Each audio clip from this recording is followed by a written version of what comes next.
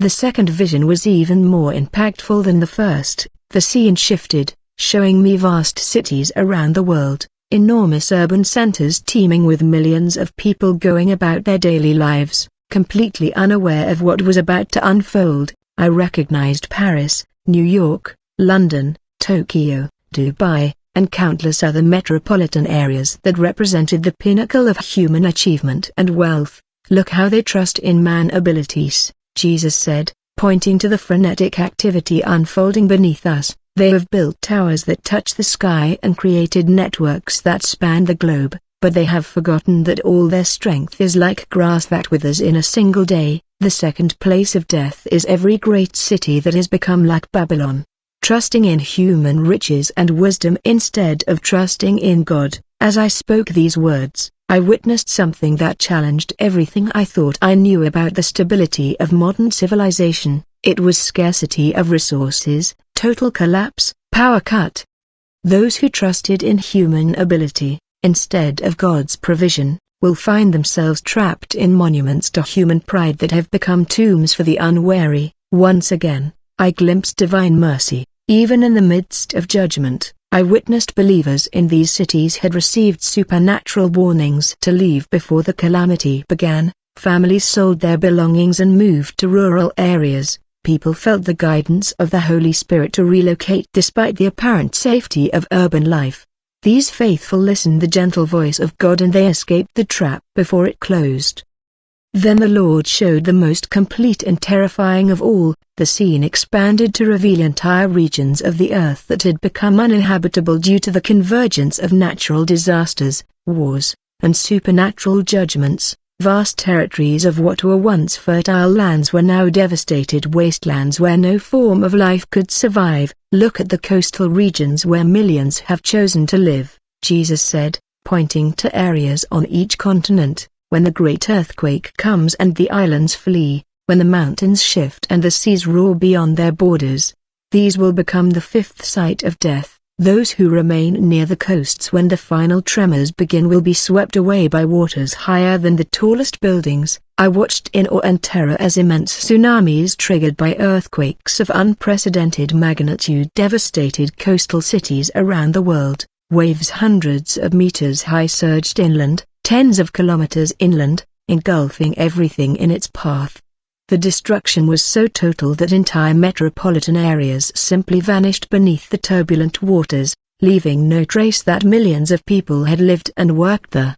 The vision showed me how these coastal disasters were connected to deeper spiritual realities. The most devastated areas were those where humanity's rebellion against God had reached its peak. Cities that had celebrated sin, persecuted believers, and proclaimed their independence from divine authority were purified by the very elements God had created. But once again, divine mercy was manifested even in judgment. Believers in coastal areas had received supernatural warnings to move inland. Families felt an inexplicable urge to relocate despite their deep roots in the coastal communities. These obedient souls had listened to the still, small voice of the Holy Spirit and escaped destruction by following God's guidance instead of their own understanding. When those visions were over, Jesus turned to me with eyes that held both boundless love and urgent concern. "Jean-Baptiste said, you must return now and warn my people. Time is running out, and the events you witnessed will unfold in a matter of months,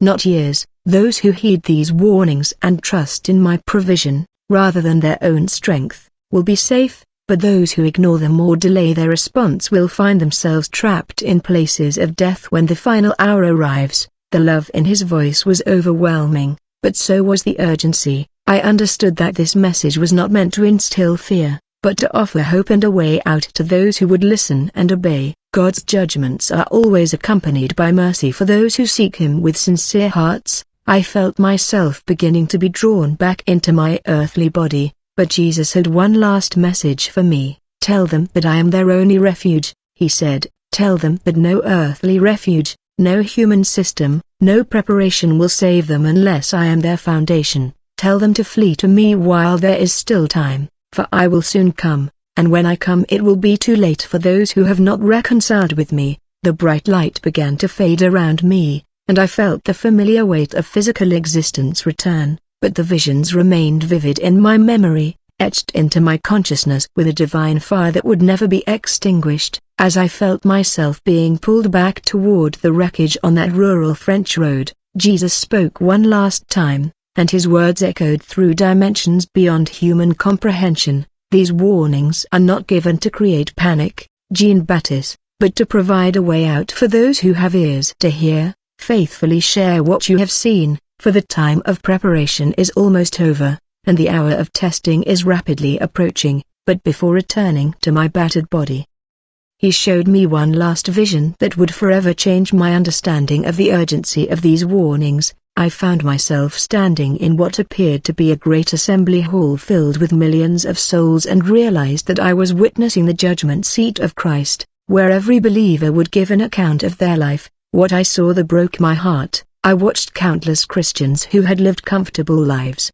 who had attended church regularly and considered themselves faithful, standing before Jesus with empty hands. They had spent their earthly years building kingdoms that would not last, chasing dreams that would fade, and ignoring the signs of the times all around them. I saw priests and pastors who had preached prosperity instead of preparation, who had told their congregations that Christians would be raptured even before the tribulation came. I was speechless as I realized how many souls had been lost because of their false sense of security. I witnessed families who had mocked those who warned of the tribulation, who had called prepared believers extremists and fanatics, weeping as they understood how their pride had led them to destruction. But the most heartbreaking thing of all was seeing the parents standing before the throne, holding their children's hands, tears streaming down their faces, realizing how their negligence, their failure to heed God's warnings had cost their little ones everything.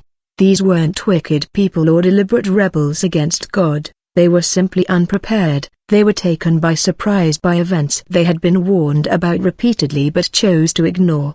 The vision showed me families staying in dangerous coastal cities because they loved the ocean views more than the fear of God's judgment. I saw believers staying in large metropolitan areas because their careers and social connections mattered more to them than divine security. I witnessed Christians relying on their retirement savings and insurance policies instead of seeking God's supernatural provision for the future. However, the most tragic scenes involved those who had indeed heard specific warnings about the 5 places of death, but had justified their need to act. I saw a family on the coast of Brittany whom a prophetic voice had directly commanded to move inland, but they dismissed it as emotional manipulation. Their seaside home had been their pride and joy, and they could not imagine God asking them to abandon something so beautiful. When the great tsunami arrived, they were swept away in their sleep, clinging to possessions they had valued more than obedience. I witnessed the case of a wealthy banker in Paris who had had several dreams about the calamity but had convinced himself that his diversified portfolio would keep him from disaster. When disaster struck, and his fortune was transformed into worthless paper within hours. But perhaps more serious were the scenes involving religious leaders who had led entire congregations to destruction through false teachings and flawed theology. I observed priests and pastors who had preached that believers would never suffer tribulations standing before Jesus, trying to explain why they had left their faithful unprepared for the greatest trial in human history. Their good intentions could not excuse the devastation their errors had caused. As these judgment scenes unfolded before me, Jesus spoke words that pierced my soul like fiery arrows. Many of my own will perish, not because they have rejected me, but because they were not watchful. They did not listen, they did not prepare for what I clearly told them was going to happen. They love their comfort more than my warnings, their traditions more than my truth, their own wisdom more than my instructions. The vision then shifted to show me the remnant who had heeded the warnings and escaped the 5 places of death. These faithful believers shone with a light that made them seem like living stars against the darkness that had enveloped the earth. They had lost their earthly possessions, their comfortable lives, their social standing, but they had gained something infinitely more valuable. They had gained their lives. I saw families who had sold their homes in coastal areas and moved to remote mountainous regions, trusting in God's provision rather than their own financial security. Although they faced hardship and uncertainty, Angels surrounded their humble dwellings, and they received divine provision daily. Their children sang praises, even while living in tents, because they understood that their parents has made the right decision at the most crucial moment. I witnessed believers fleeing the big cities just before the calamity, carrying what could fit in a single suitcase, but with hearts full of faith and obedience. They established communities in desert areas where they supported one another during the darkest days the world had ever seen. Their joy was palpable despite their circumstances, because they knew they had followed the voice of their pastor when he called them away from danger. Infinite compassion and absolute authority, John Baptist said. These scenes represent the decisions being made right now, in the days leading up to your return to earth. Every person who hears these warnings will decide whether to act on them or ignore them, whether to trust in my provision or in their own understanding, whether to value the eternal or the temporal. Tell them that I have shown you these visions not to terrify you, but to rescue you from the delusion that has gripped so many of my people. Tell them that preparation is not simply about having food and water stored up. While these things are important, true preparation lies in having a heart that can hear my voice clearly and the faith to obey immediately, even when my instructions seem to contradict human wisdom. The greatest tragedy of the coming tribulation will not be natural disasters or persecution, but the number of believers who will be caught off guard, unprepared for having chosen comfort over obedience, tradition over revelation, human reasoning over of divine instruction. But for those who have eyes to see and ears to hear, these warnings offer a clear path to safety for themselves and their families. Remember, I am the same God who warned Noah before the flood, who told Lot to flee before the destruction of Sodom, who instructed the Israelites to put blood on their doorposts before the angel of death passed through Egypt. I have always warned my people before judgment came, and I warn them now through visions like yours and through the clear signs manifesting all around them. Time is running out, John Baptist. The events you witnessed will begin to unfold months after your return. Those who act immediately in response to these warnings will find refuge and sustenance in the safe places I have designated, but those who delay, those who justify their decisions, those who convince themselves that surely God would not require such difficult choices, His people, will discover too late that my words are not suggestions, but commands that determine life or death. As Jesus spoke these last words, I felt an irresistible force pulling me back into my physical body. Lying on the French country road, the heavenly realm began to fade around me, but the weight of the message I had received weighed on my spirit like a mantle of divine responsibility. I understood that I had been chosen not because of any special righteousness or wisdom on my part, but because God needed a witness to faithfully declare what had been revealed, without lessening the urgency or compromising the clarity of His warnings. The return to earthly consciousness was abrupt and painful. My spirit, which had resonated through dimensions of glory and revelation, found itself suddenly trapped again in broken, bleeding flesh. But even as physical pain flooded my nervous system,